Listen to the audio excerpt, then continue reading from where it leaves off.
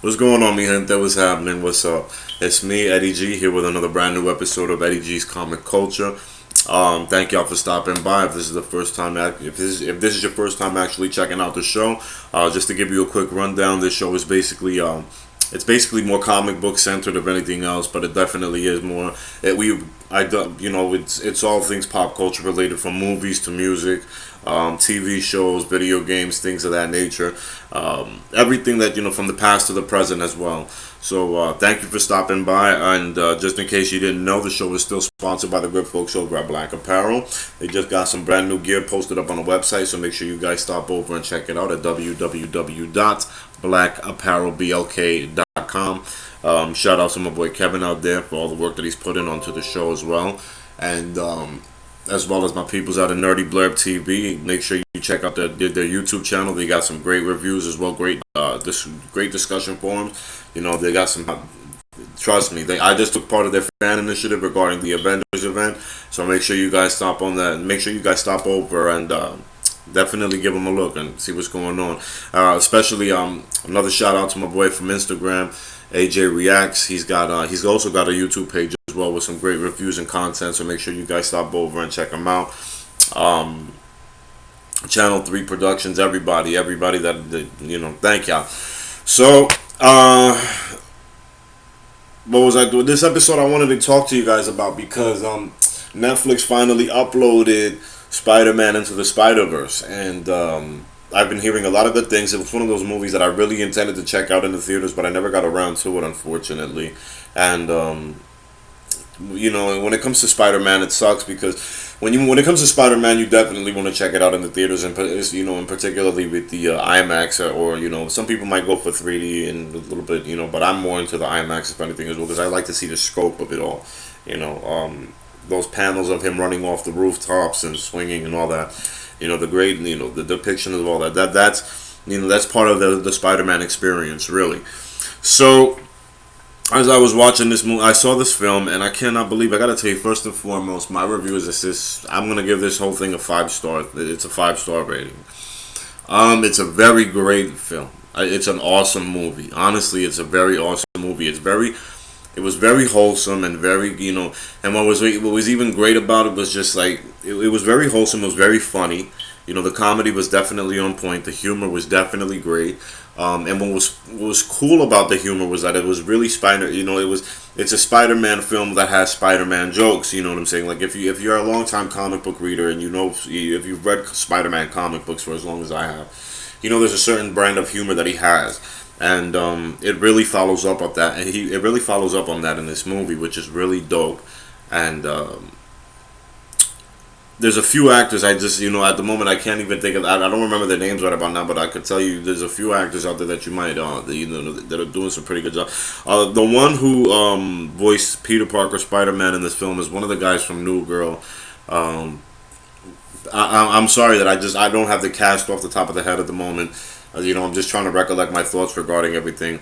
But first off, let me just start off. I'm gonna try to keep this as spoiler free as possible because the movie did just get uploaded onto Netflix, and I know Far From Home is coming out, and I know a lot of you guys definitely want to be trying to boning up on your Spider-Man, on your Spider-Man viewership before heading out to the theaters this week. So at that point, the film pretty much centers around the alternate universe. It's like it is the amalgam of the Ultimate Universe, where along with the 616 universe, and it really explores that multiverse theory in this movie quite a bit. The film is centered really on Miles Morales. Now, if you don't know about Miles Morales, he's one of the he actually came out, I think, in 2011. I have his first issue. I believe Brian Michael Bendis was the one who wrote his story, and he's half black, half Latino. I think he's Puerto Rican, and he lives in Brooklyn. He's one of the top 10. He's a top student in his game. So that part of the origin was really well depicted in the film. It really centered in on his home life, and as as a teenager growing up in New York City, especially in Brooklyn, having to go to he's a really smart kid actually as well, just like Peter Parker in that sense, and in that respect, where they have him like like he's just one of the top students in all of in the city, and so he goes to like a real elite school in Manhattan, and and he's trying to adjust. He's trying to adapt to the lifestyle of being around those those top elite. As he even calls it himself. He even says it himself in the movie that school. Then it's an elite school. So he likes to really spend time with his uncle, who is one of his who's enthusiastic. Who's kind of like a who's pretty influential on Miles, in the film, and because Miles has an affinity for graffiti and stickers and stuff of that nature, and his dad, who's a cop, is against that whole thing, and so you see that dichotomy between him and his father, who really doesn't care for Peter Parker, Spider-Man, in this film. So at this point, the main antagonist is actually Kingpin. He's got his hands on some sort of collider that's going to open up the portals, which it does, and it opens up a whole bunch of portals into the alternate realities, these different alternate realities, and because he's trying to get his family back, and in the process of him doing so, he ended up getting all of the, he ended up pulling all of the all of the Spider-Men from across the universe, across the multiverse, into that reality, into that I guess you could say it was the ultimate universe at that point, considering since it was based on Miles. And there's Peter Parker, of course. We have Spider Woman, Gwendolyn, Gwen Stacy in the film, and then this Spider-Man Noir and Spider Pig, and basically they all come together to try to get stop Kingpin from using the collider, blah blah blah, and from causing all kinds of calamity and ending mankind as we know it, just for what he wants. As I said before, this film is very well balanced. It's one of those, a lot of people, as I saw, because I saw a lot of people, I was reading a lot of people's reviews online, and they were really adamant on putting it up there as one of their top Spider-Man films of all time.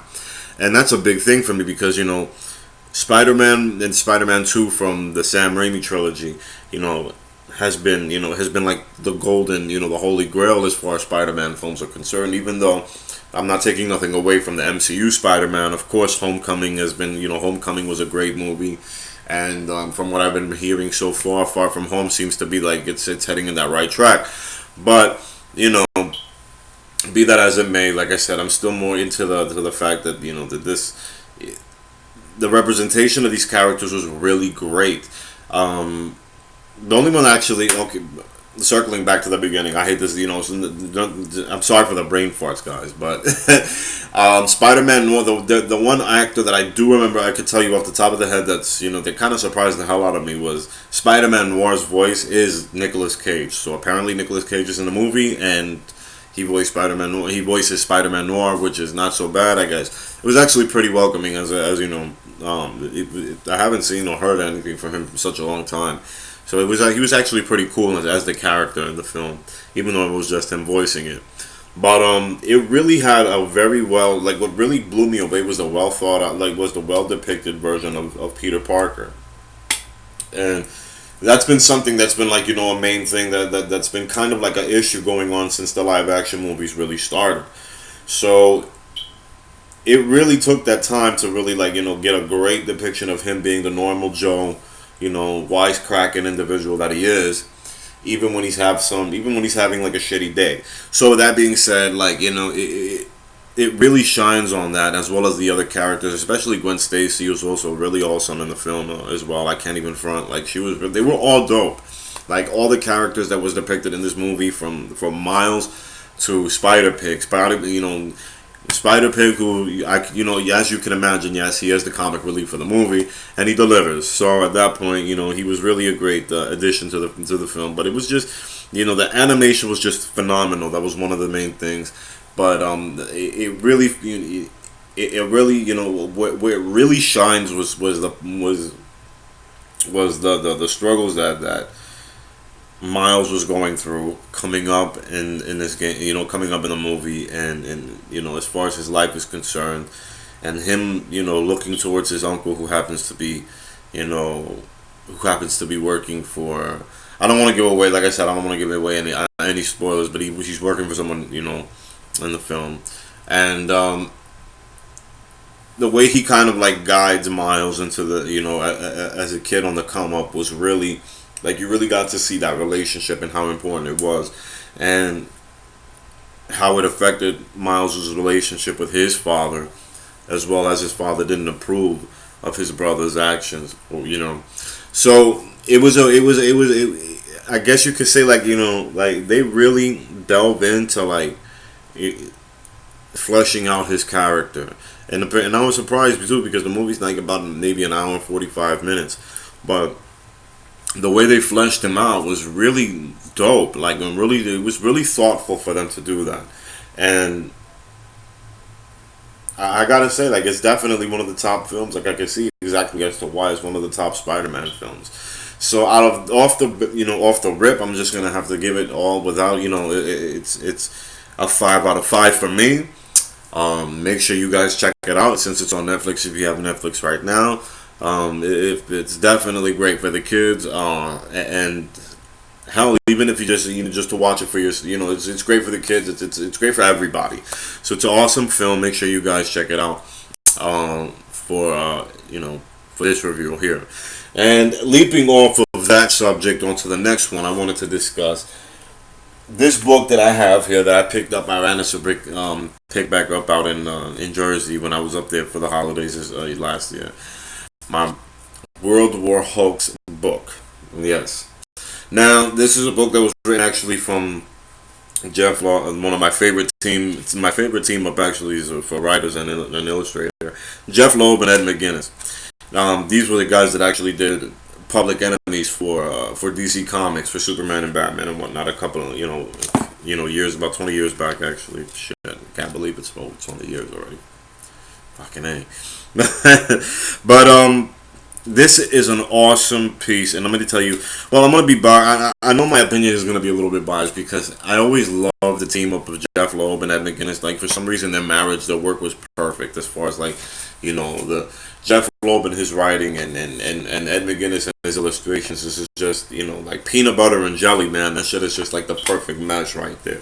So off the rip, like I already gonna tell you, I like this book. It has its moments, of course, where it dives into the history, but it's a good book as far as like the introduction. As far as the introduction for this guy right here, yes, Mr. Red Hulk, and it actually it goes into his back. It's actually a cool origin story for this cat because for a while, a lot of people, I guess when he first came out, were wondering who the hell was the Red Hulk, and it finally gives you who the answer is.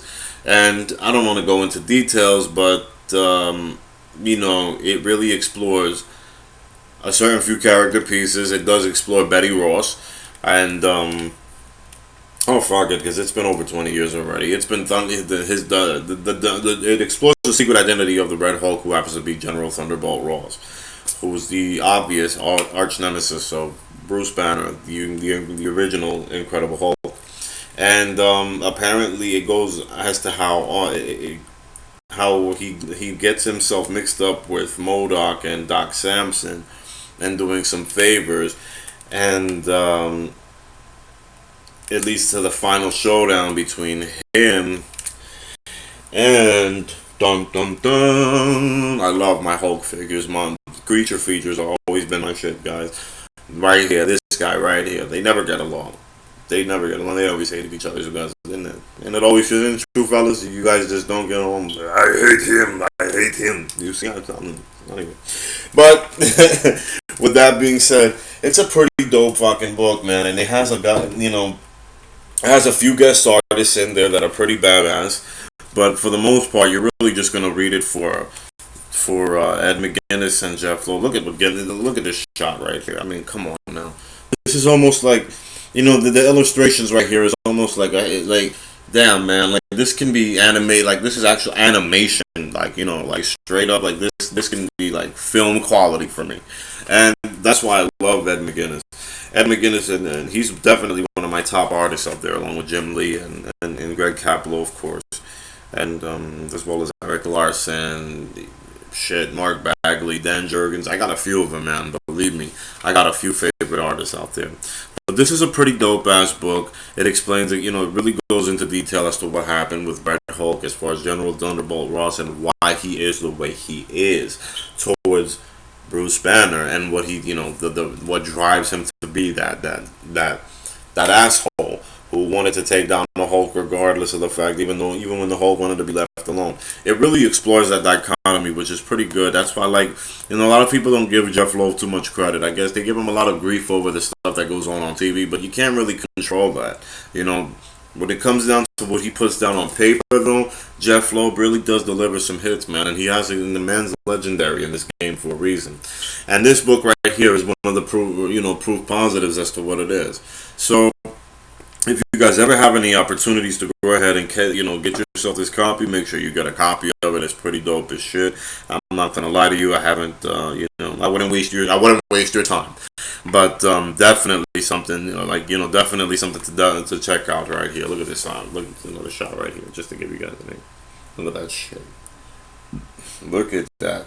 Isn't that gorgeous? That's beautiful. Now that is beautiful artwork right there, guys. So with that being said, I'd like to thank you guys. I'm going to wrap it up at this point in time.